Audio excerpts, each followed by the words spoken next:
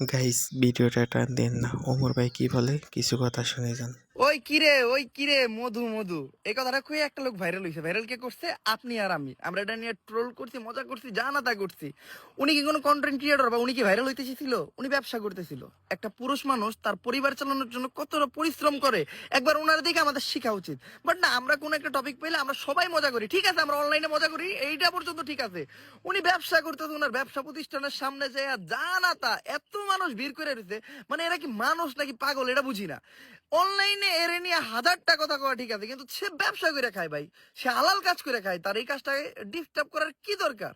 আর এই দেশে হলুদ সাংবাদিক যে কি পরিমাণ বাড়ছে এটা বইলা বোঝানোর মতো না। একটা মাইক হাতে নিয়ে যায় পারে না যে মানুষের মুখে ঢুকাই দিতে। যে যখন বাইরে লইবে এরা তার কাছে যাবো, পরিবেশ পরিস্থিতি ভালো থাকবে খারাপ থাকে এদের কাছে ইন্টারভিউ দিতে হইব, এরা ভিড় করে যাইবো, অনেকজন যাইবো। আর আপনি যখন একবার ট্রেন্ডিং থেকে চলে যাবেন তখন এরা আপনাদের চুল দিয়ে গুনবে না, নতুন যে আবার ট্রেন্ডিং আসবে এরা তার পিছিয়ে দৌড়াবে। এটাই হলো আমাদের দেশের হলুদ সাংবাদিকদের নিয়ম।